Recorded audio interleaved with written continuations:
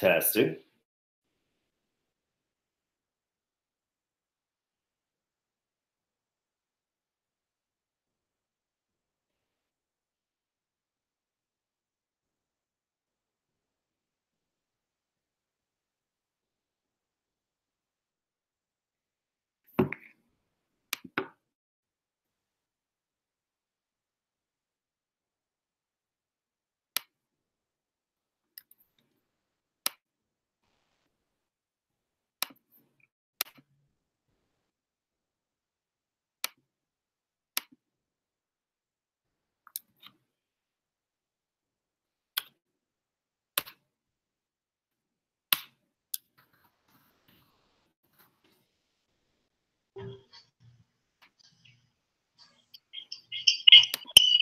Here we go.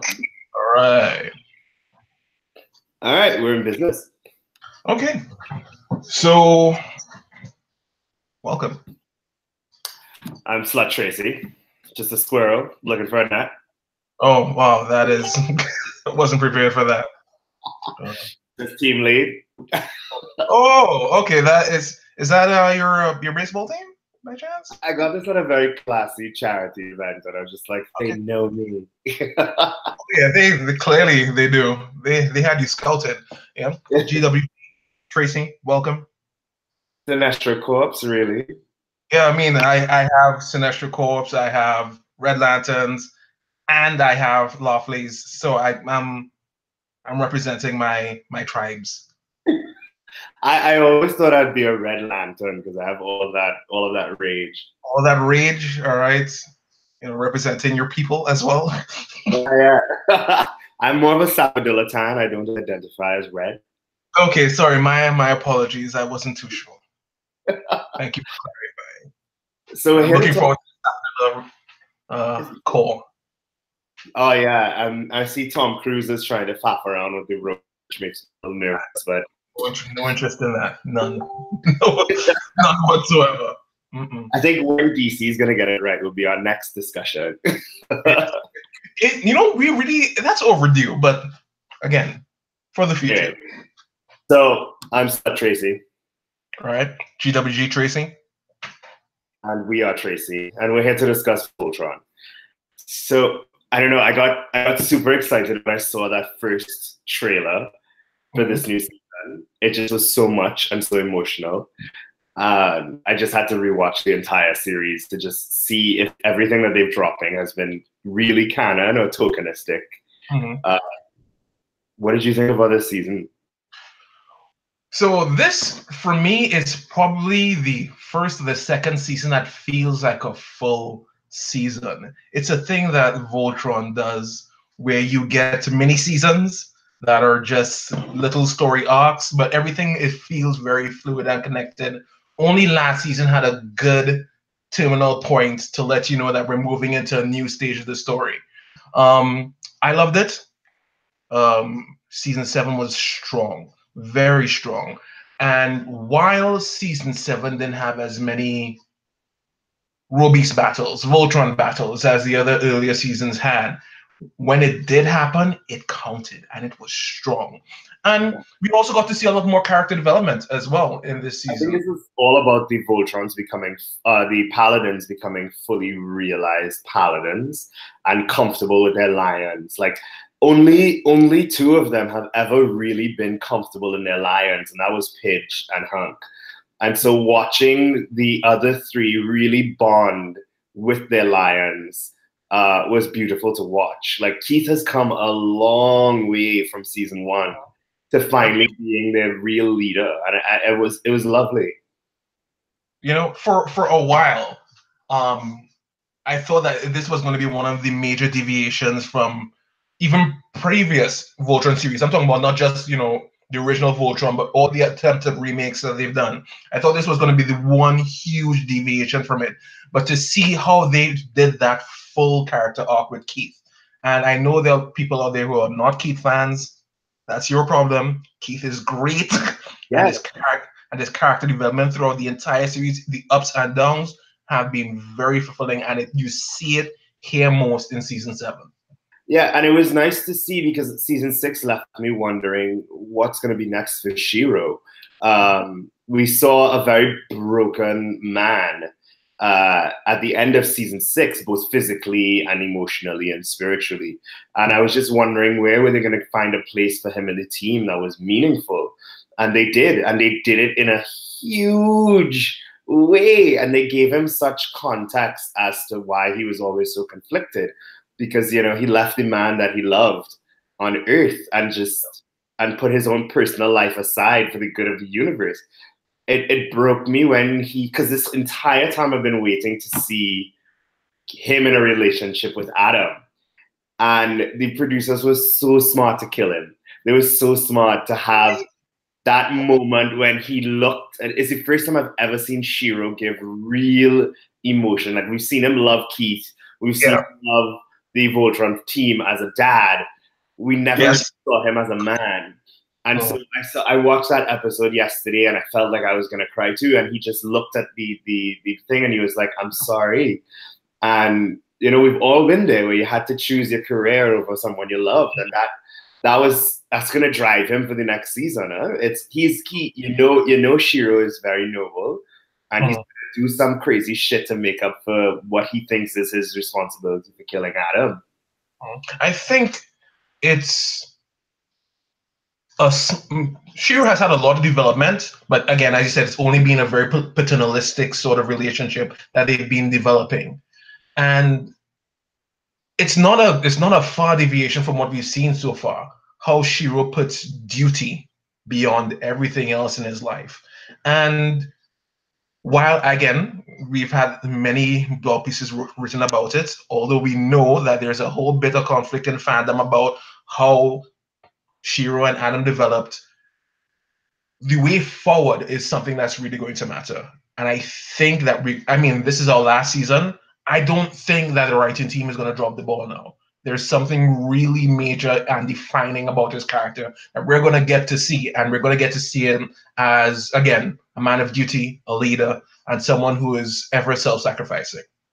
The thing with the writers, which I have to give them hats off to, because I've just been wondering about the way that they have done inclusion. I think it's one of the best franchises for inclusion.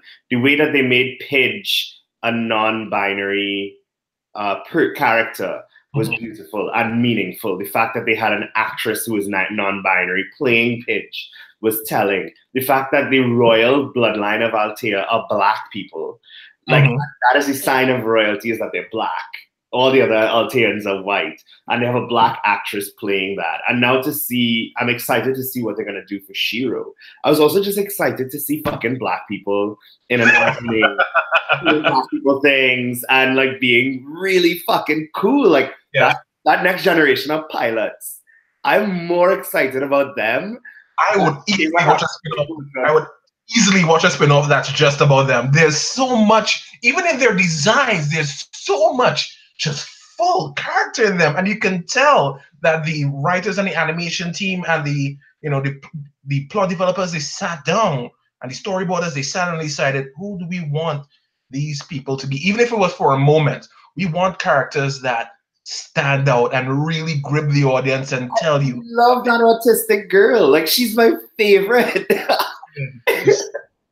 The Black guy on it is so like that next generation of Voltron, and from what I've read, they want to wrap up next season with Voltron, but have spin-offs that show us the Gulra, the Blade of Gamora. They want to do what will happen to the Earth pilots. There's something huge in store for that robot, that ship, the Atlas, I'm sure. Yeah. I mean, even the way that they pay attention to physics in this show, the movement of that massive robot. Yeah. It's so beautiful to watch when it's just like, because this thing is massive.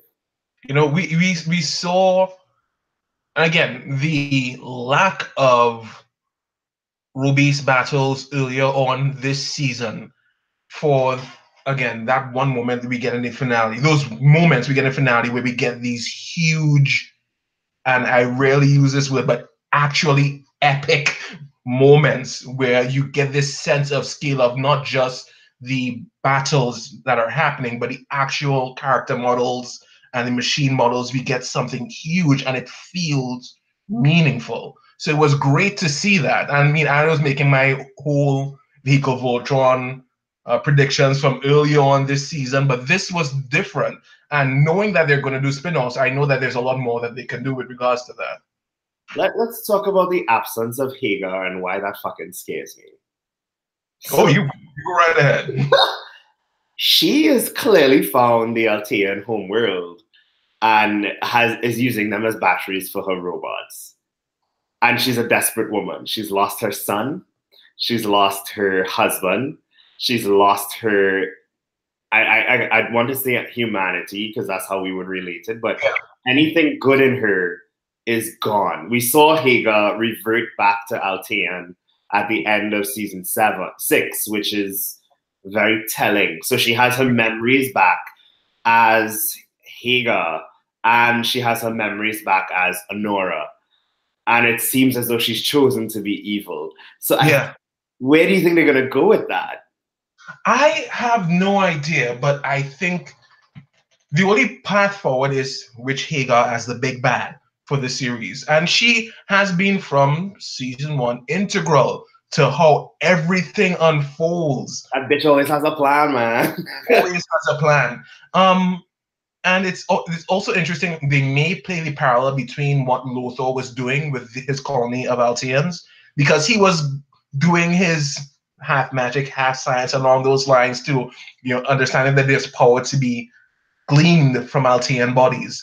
And we see that at the very end of season 7, that they're being used as batteries. Hagar has access to that science as well. And pulling out the essence from bodies. I think that we're going to see something. I mean, we've already seen something that is as close to Holocaust as possible, but we're going to see something with even grander scale when it comes to Hagar. The event is coming. Yeah. And it's interesting also to see we lost the rest of the generals. Yeah. One is left, and I think they're gearing up towards Keith and her falling in love story, which is interesting because in the original story, the Altean that is with them that they rescued ended up becoming Shiro's wife. Yes. So where is she gonna fit in all of this now that he's gay? I don't know. And Keith has no fucking interest in her. Keith is all about that girl run girl. Yeah, well, I mean, he wants to reconnect with, with his identity as a half Goron himself. Hunk has the girl from the planet that manages the Balmora. I don't know if that's that's a possible ship, but I don't know if that's solid. I still think that I mean that's just me. I still think Hunk Pidge is a possible ship, but again, we have a whole season to figure that out. Yeah, you think so? I think they're gonna give Pidge something new and something interesting. Because I don't know. I never got anything more than brother sister from Hunk and Pidge. I've seen Hunk like turn into glee when that girl from the Balmora is found. And can we talk about his family and how fucking cool they are? Yes, we can. Like his mom is just straight up like that's auntie. Yeah. It was nice because a lot of the characters have been somewhat racially ambiguous. Hunk as a Pacific Islander is a nice touch. Yeah. And you simply don't see that you don't see representation for Pacific Islanders many places at all. No. You don't see it. And there's a sense of care that was done in how each of his family members were represented. Lance got a bit of that too. Yeah, Lance's sister's a badass. She's great. She is great. I would have never predicted that was where they were going to go with that little arc, but she's amazing. Such a contrast to Lance as well. Yeah, especially since they pegged him as the dumb one in that they always have a mindfuck episode where I think the writers just take some shrooms and they're like, what fuck are we gonna do today? Mm-hmm. And to see him have like not just a smart sister, but an emotionally intuitive and completely fearless sister. Like No wonder he tries so hard. If that's his older sister, and he has limit, the only thing he's good at is flying. It explains so much about his story. And then watching him with his nephews also showed such a great human side to him, and such a, you can see why he's the second in command now, because he's the heart of. I saw people arguing that Lance didn't get sufficient characterization this season, and I'm confused. Like, were you watching the same the same show? Because that, again, Lance is defined by two things or three things: his shortcomings and the ability to overcome them, his relationships, and him moving into a new space of maturity. And we get all three parts of that in very condensed versions, but he has meaningful screen time that's not overshadowed by anyone. And it was really good to see him. I don't know how they can say that, especially when they did the recognition to the base, and he led that party. He was in charge. And you saw Keith defer to him, because Keith was like, I'm good at one thing. I'm getting pitch in and I'm getting pitch out. Make sure we don't die. And you saw Lance calling plays. You saw Lance calling cues. You saw him very intuitive. You saw him really work that Bayard. That Bayard has become such an extension of him. Yeah. He was never capable of that before, because he was always so insecure. And you could see where his insecurities came from because of his rock star sister. He's a big family. He's always had to be extra to get attention that people get naturally. So it was nice to see him in his own right. And you saw the princess respond to him as well. Yeah. Because she's starting to be like, that's I can see something that's admirable. Yeah. To see Lance go from Keith but not leader into his own character. Mm-hmm. His characterization kind of follows the second in command trope that we see in things like Battle of the Planets / G-Force. It's the same second in command character that we used to see all the time. Lance is someone completely different. Oh yeah. In 2018. I loved how they resolved Hunk as like his strength, and the reason why he has that yellow lion, which I think is the strongest out of the four, the black lion being its only thing in raw power. Yeah. That episode of that thing almost ate them, and he just held them together, and he's the only paladin that is really connected to his lion, huh? Yeah, and they've been very clear about it, almost explicit. Hunk is the glue, all right? He literally holds the entire team, the entire Voltron force, the entire alliance together, because he is dedicated to overcoming fear, which I don't really appreciate. But he's dedicated to overcoming his fear.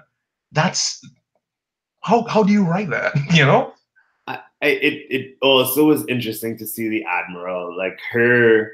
We only had her for a little time, but I liked her. I liked her, and I hated her at the same time.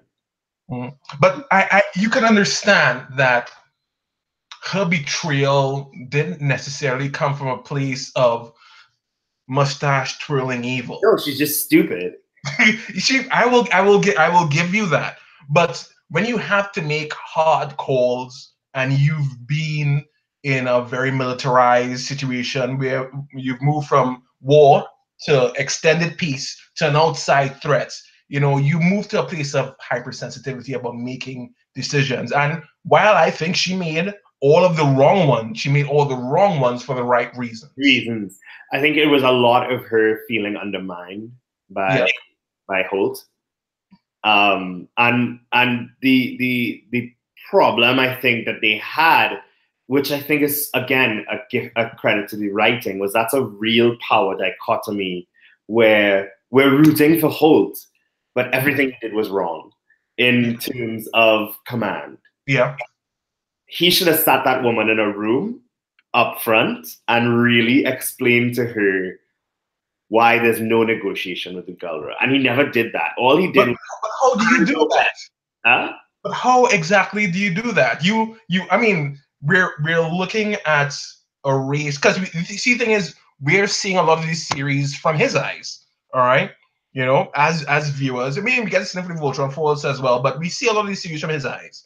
And he returns to Earth, a pre-contact civilization, you know, and he's explaining to them they're aliens. They live for tens of thousands of years. The empire spans a major sector of the known universe. You know, this is an unfathomable threat. We may even lose. You know, you can't even begin to have that conversation with someone who is completely out of their depth. True. That the season kept me. It was one thing to watch Voltron in space. When it came home, those episodes kept me at the edge of my seat. Yeah. For the whole thing. Like, I couldn't put it down because I was just like, wait, they're home. We are fucked. Like, this is strange. Yeah. I want to go back to Adam for a bit. You said something probably about a week or two ago that a major arc of Shiro's story is moving forward. All right. Do you care to explain why you think it was the best move, aside from the fact that, you know, they're grappling with, the writers and the showrunners are grappling with forces that are above them, which I think is a major part of why we didn't get as much development as we did do. Can you go on to explain why you think that this was probably the best arc for Shiro? I don't think there was a pushback from the studio to have a gay character to develop the gay relationship. I think from what I've read and from what I've seen of the career of the executive producer, I think what they want to do is to give, it would have taken too much time to really, you would have taken away from the paladins and their ability to become realized paladins because of their family, to give that to Shiro as well. And I don't think that was what it was about. What it did give us was the fact that he wasn't perfect. He's selfish. He put his career ahead of someone he loved, and it cost him the relationship. Because looking back at the series, when they were going to Earth, there's this moment where Shiro is like, fuck. Like, he wasn't as excited as the rest of the paladins, and that's because he was going home to face Adam. And not just face Adam, but face someone who he was living with and his lover, and I don't know if they were married. That hasn't been released yet. We don't know a lot. We don't know a lot, but we can hope that it gets expanded upon. Back to Earth, when Adam would have thought that he was dead, came back to Earth, didn't even send a message to be like, bitch, I'm alive, but I'm doing some shit. And I think Shiro's carrying a lot of guilt. And now that guilt is solidified and he's lost Adam. So what happens now is that he's the captain of the Atlas. He's the only one that can transform it into a massive robot. And we know Shiro is going to, something's going to happen that's going to bring a reckoning to him. And now that we've gotten all of the Paladins' families out of the story, I think that is going to be the family story in season 7, is really telling Shiro's family. Yeah, because all of the other family ties have been explored and completed. At length. Yeah. And that's not a bad thing. I mean, it's great because we don't get that. We typically don't get that sort of storytelling. But it's essential that Shiro gets it. If they weren't committed to that storyline, we wouldn't have got him crying in front of that grave. And his I don't know what is his rank, but the guy who's in charge of them, he really hit the nail home for Shiro, and he was like, they did what they had to do, and it's because of them we're alive. Yeah. And you could tell from the tone of Adam and Shiro's story, at that point, I think Adam was just like, I have nothing left to live for, so I'm going to go fight this thing. Yeah. And Shiro's going to carry that guilt into season 8. And I think that is his family story is the next arc. It's either he's going to find someone else to love, or he's going to have a reckoning with his loss of Adam. And the numerous sacrifices that he's made the entire length of the series. Yeah. Because he had that whole piece of that episode when they were telling, when he was unconscious, where Adam was basically begging him not to go. You know, he was just like, if you do this, you lose me. And he took it up. I also want to know what was the disease he had that was killing him. Yeah, it's no. I'm not going to go too far into that, but you know, the fucking bionic arm though. I don't know. I mean, there's something definitely neurodegenerative in nature. It seems about the disease, but that's all we got. That's all we got, and there's so many layers of mystery around. Well, I don't think the disease is afflicting this current body because it's a clone. Yeah, he's fine. He's fine now. Yeah, give Hagar her thing. She don't make mistakes with her body. Yeah, he's a perfectionist. But I love that new arm of his. I loved watching him fight back to back with gosh, help me with his name. The general who came to Earth. Oh gosh, I do not recall his name offhand. Yeah, that fight scene was epic when he was just contrast too, obviously. Yeah, he's like, "Oh, you think you have an arm? Let me show you how." And the fact that it's powered by the princess's crown, I think giving up her crown was a big moment for Laura. Yeah. That's the one thing she held on to. Yeah, and it's a big, symbolically, it reinforces her move from royalty. She's always going to be royal, of course, but and they've done it several times in the series, but reminding that she is a soldier in this fight, and she's willing to give up everything for the fight. And she's also the last Altean druid, because they haven't even delved into what she learned from Lothar, because he loved her. That's the only thing. I genuinely, and it hurts me. All right, don't make me do that. It hurt me because it's not because I necessarily love the pairing. It's not about the pairing. It's really about Lothar. Lothar is such a complicated character in this series. I don't think he's dead. Absolutely mercenary. I don't think he's dead either. I strangely think that he is going to be their last, like after they kill Onova, I think he is going to come out of that quintessence field and be like, rah. It's possible. I have been in here for 5 years. Time to fucking ramp. Every other death in the series has been very definitive. Every other major death has been very definitive. Lothar may not be dead. And he's soaking up all of that quintessence, and he's in there longer than his father. He's going mad. Yeah. And Zarkon came out of that. Like, no one else but Lothar could have killed Zarkon. And that was because Lothar was basically feasting on 10,000 years of Altean quintessence. So what that monster is going to come out with. And I want to see a reckoning between Honora and her son before he goes after Voltron. Which and that's why I don't necessarily believe that Lothar's story is done, because they've done so much to, at least they've not left a lot of storyline threads untied. Yeah. And this is a big unresolved thread. And I'm hoping, I mean, if we don't, it doesn't make the series any less great, but I'm hoping we do get that story arc closed and completed. I think it's all been great. I want to see what, as an alchemist, she's not just a fully realized paladin. She's a fully realized alchemist. What is Alora going to be like, and where is she going to fit in? Are they going to take the Atlas and make it the new Castle of Lions and go back to the fight? Or is Earth going to be where the fight is going to?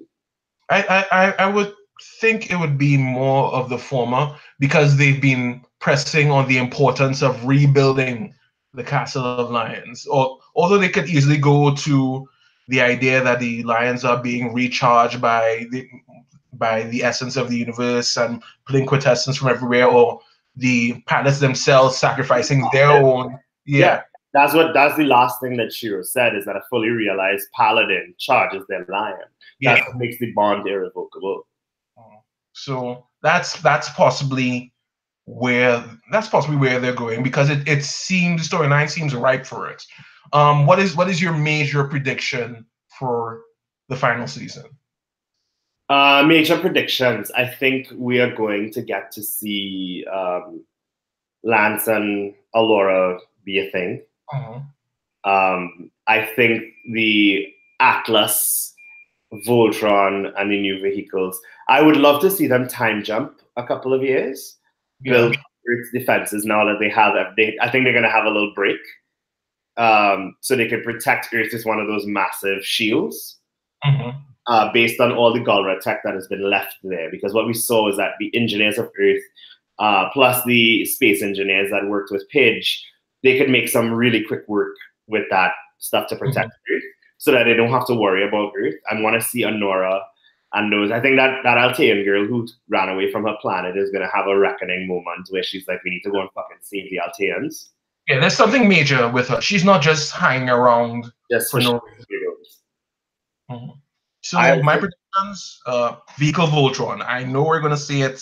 I know we're going to see, again, I'm talking about different colors. People that don't know what that is, explain what vehicle Voltron is. All right. So when the series was adapted, when Voltron was adapted, Go Lion was adapted, it was brought across, and several seasons were meshed together to make what we know as Voltron. A lot of people actually, unless you got the DVDs or you grew up watching it at that time, you may not be familiar with Vehicle Voltron at all. But several series were combined, several animes were combined to make several combined robot series. So Vehicle Voltron is Earth-based, made out of several rescue vehicles to turn into a super robot. Is that a super robot? No, that's a mech. That's a mech.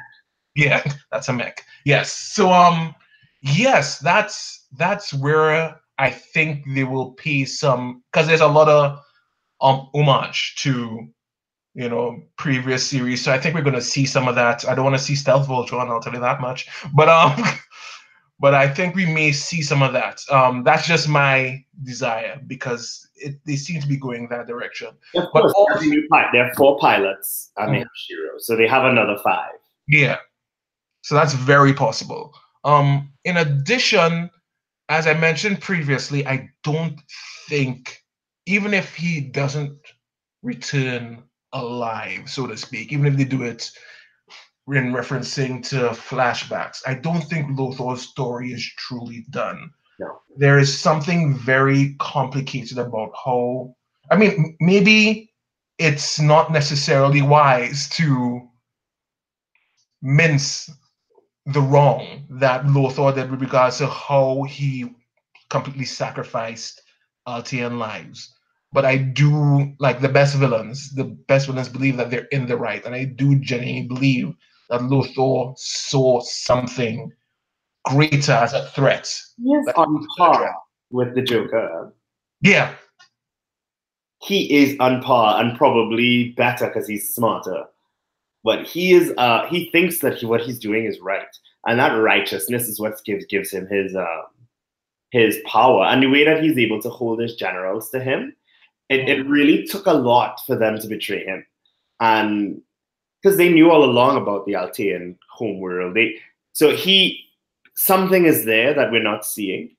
And they have to give us that Honora. I don't know if Allura is going to be the one to kill Honora, or if it's going to be Lothor in his final act. You know, I mean, I think I could see other villains that I may draw closer parallel to. I can see a Max Lord. I can see, to some degrees, maybe Magneto, Exodus. I can see. The Ra's al Ghul. Yeah, I can see, but either way, he has deep, meaningful convictions about what he was doing. I never perceived he said it the madness at the end, because it's I can go on for He's so long. He's my favorite. So like, I loved Lothor. I loved that whole. I loved watching him handle Allura. Yeah, because it all came from a place of love. He loved that woman. he really did. And that I thought was scary and beautiful at the same time, because it wasn't a creepy kind of love. It was, he admired her, he loved how smart he was. They made some massive amounts of technological advancements in a short time together, and I think he found his rival, and it was the betrayal of Alora that got them to win, because that's what sent him crazy.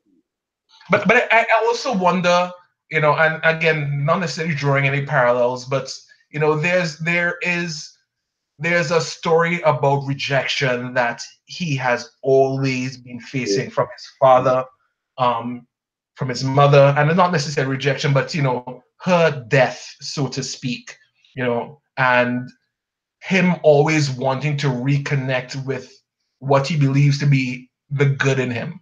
Mm-hmm. Right, and that is not Goran but Altean.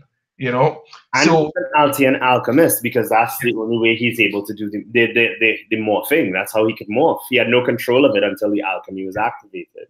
And yeah, there's a general audience's show, but I don't think it's necessarily that he fetishized the princess. But there's streams, there's love, there's deep love and admiration. But again, the darkness that was in Lothar is inescapable. Oh yeah, and the thing is, he was righteous, and he didn't think that it was darkness. He was just like, because he really just allowed the Alteans to breed. Huh? Mm-hmm. Like, we do the same thing to cows. Let's be real. Yes. Yeah. They were an endangered species. They couldn't fend for themselves, and he needed food. So it's one of those, and I mean, it's sad that we are the Tracys that are discussing this, because between of us, we're basically anti-heroes, which is why we're here like, oh, Lothar. They're wrong people. Yeah. I also want to see what else is there for it, because they've only just become fully realized paladins. So what else did Alpha have in those lions that we don't know? But I don't think you can cram that, because you can genuinely do probably 3 more seasons without extending the premise beyond its welcome. There's a lot more room to tell a story with this specific Voltron, but we get one more. So I don't know what else we can get. No, but Netflix and their money. They brought back Sense8 because fans was just like, the fuck. Yeah, I would love to know what the metrics are. I mean, because we don't know anything. Netflix is a complete wall. But I would love to know what the metrics are on Voltron. How many people are viewing it? Because one of my major complaints, especially about Voltron, we have no announcements, no marketing push behind when the season is going to drop. All you realize is that your friends are talking about Voltron, or you sign into Netflix and then you see new episodes. And I feel like this is a show that has a large catchment of fans, or can have an even larger catchment of fans if we just got maybe 1 week of dedicated marketing behind it. Yeah. But what I love too is the fact that every critic, and myself included, has said they could have ended Voltron this season. Yes, they could have, and it would have been fine. It would have been okay. So the fact that they wrote it thinking it, I think they wrote season 7 thinking it may have been their last, and the studio was just like, they could have ended at season 7 as well. It would not have been a bad thing to end it there. Yeah, and the studio is like, wait, what do you mean? Wait, no. I don't know. I'm happy with where it's going, and I have to admit, I was never a fan of the 1984 cartoon. It's not great. It's not. I'll be the first to admit I've watched every episode, but I will never tell you that it's great. It was probably amazing. It was definitely groundbreaking at the time, not just in Japanese audiences. The reason why it was adapted is because it was so big. I just watched it as filler until the cartoons I liked came on. But this, I don't know. It's a masterpiece of storytelling. That's all I can say. And again, going back to just make sure especially being a part of the LGBT community, that the things that, and a Black person, that the things that they were doing were story and not to sell. Mm-hmm. And seeing the care that they take with that, I'm super excited for how they resolve this. Yeah. Like, but we've seen what the showrunners have done before. All right, so we know that, and again, I think this being on Netflix gave them an even bigger playground to show you where their convictions lie. And I think it's a bit of a shame that they got the amount of blowback they got from the fandom, but fandoms can be toxic anyhow you take it. So yeah. that's just what you have to deal with when you make anything that people can love. But the blowback has ended. It's done. It's done. Yeah. Nobody's on this season like, oh, why is Shiro gay? Everybody's kind of like, so season 7 done. What we do? Yeah, we got it in 6 months. Like, they could drop it. Because season 6 ended just earlier this year. All right, we had no idea when we were supposed to expect season 7 because we got the preview trailer. You saw it. I went and lost my shit. You saw it more or less live, and I have this song. Do you have any idea that you were to expect it within a month? No. Yeah, so I think I'm looking forward to Vehicle Voltron though. Like, and you've been very spot on with your predictions. I have to say, a little bit. But it's just the hope. I would love to see it. And again, as you mentioned, spin-offs. I'm really invested in seeing the story that this team can tell. Oh yeah, I think especially with our new templates, it could be great because they have no tropes to satisfy and no fanboys to satisfy, and they've just built a beautiful team. I love and they're the exact opposite of the Voltron Paladins.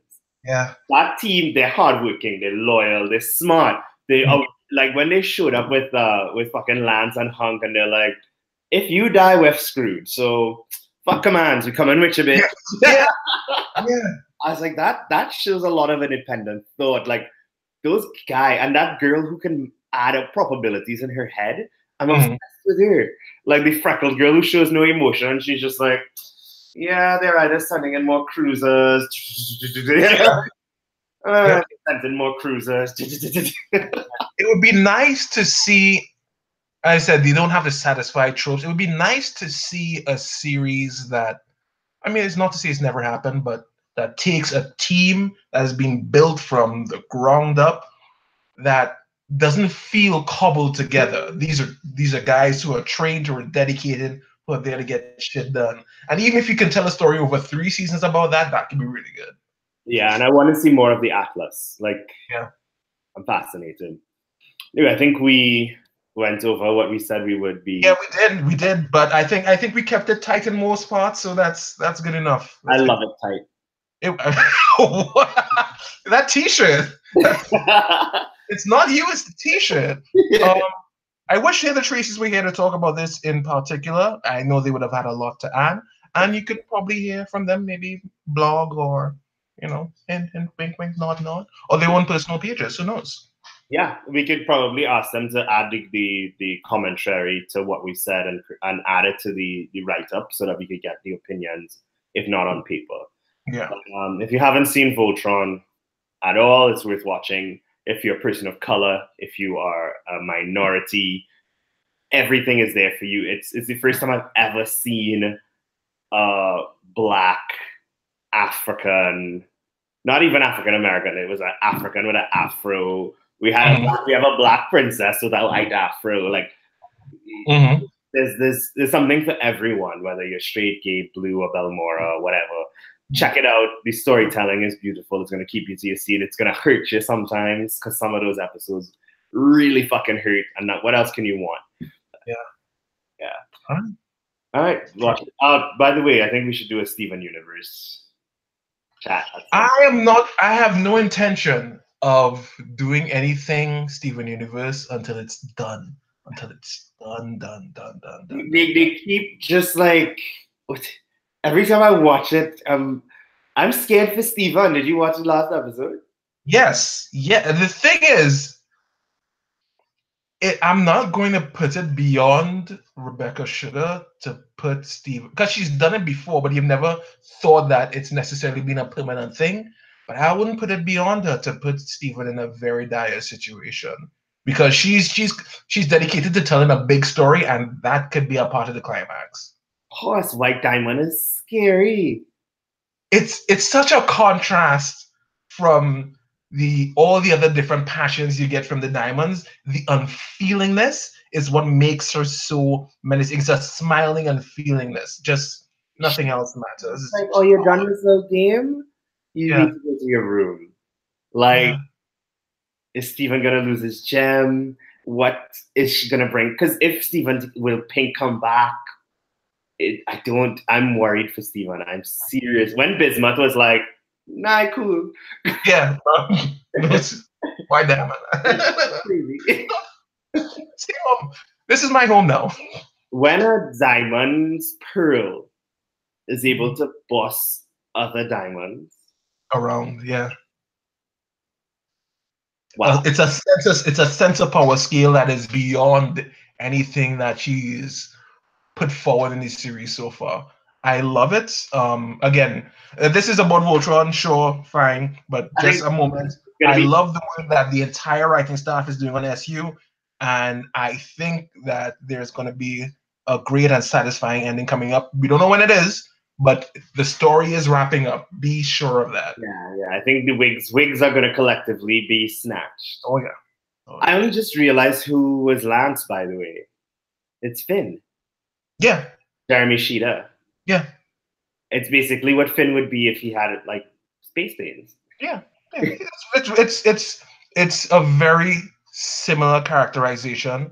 I mean, by the way, as we know, Lance is also Sokka. Let's just not pretend. But he's also Sokka from Avatar. Let's not pretend. But let's not. But Sokka was smart. but yeah, it's. I love the journey that the show has taken us on so far. I am sad that I know that the next season is the end. It feels like it's been longer. It feels like it's been longer, but I'm happy. I'm happy to have had this little piece of media in my life. Just before you go, and as you mentioned, Avatar. I just rewatched both of them. Who do you think is the more powerful Avatar between Korra and Aang? I think Korra's the more powerful Avatar. Yeah. Korra's boys will roast us alive, but I think it was Korra. I loved a lot of people. I've seen attitudes cool on the second series both ways. You know, people have been very polarized about it, but I've seen people come more to a median. I think The Last Airbender is a more complete series. Yeah. And the second series takes a more of an anthology format, and that works in different ways. But they were also battling with Nickelodeon as well in terms of how they were getting to tell that story. But I love it. Hear what they were going to do for the third cycle? What was it supposed to be? I'm not too sure if I have it. Twin Earthbenders. I heard that. Yeah. I don't know how it would have gone. But the reason why they severed the Avatar link to all the past lives was to be able to do the twin Earthbenders and have it make sense with the power scheme of Rava. Okay. All right. I mean, that could have worked. I liked what I got a lot. Oh, yeah. So, again, I can't complain about anything that comes out and that has come out of that IP. It's been great. It's been wonderful. Again, I'm reminiscing about shows that I can easily watch over again. But Henry Rollins' Zahir is one of my favorite villains ever. Perfect. Perfection. Perfect. Like, they put him in jail and he's like, I'm just gonna frolic in the spirit world. Fuck all y'all niggas. Yes. He is one of my favorite villains in any medium. I mean this. And it's not just the voice acting work and not just my appreciation for him beyond that. It's just that it feels so rooted in something meaningful, something heavily political that is beyond the scale of anything Avatar could have ever intended on doing. And you get to see his change throughout season 2 into season 3. And his season 3, we just see him accept where he was, but his purpose has always been higher than and what he did to Korra is what he wanted anyway. He didn't kill her, but he got her out of politics in a very permanent and real way. Yeah, and he won. Yeah, I'm not necessarily. I mean, yes, he was the villain, and I'm not going to say that he was necessarily morally correct, but I do deeply sympathize with his convictions. Like how he killed was so poetic. How he killed the Earth Queen, so good. Ugh. Amen. All right, it's been good. It has. I'm gonna try to get a full host of Tracy's for y'all for the next installment. I think it's past time, right? Yeah. It's when y'all are together, I'm not around. When is that it? Yeah. When I'm around, everybody else is not available. Hive mind on what DC does wrong. Yeah. And we'll try to keep that one narrowed. Yes. Because we'll speak about that for hours upon hours. No one will listen. You should listen to us. Yeah. I'm sorry. All right, guys. It's been real. Slut Tracy. GWG Tracy. Peace. Ta-ta.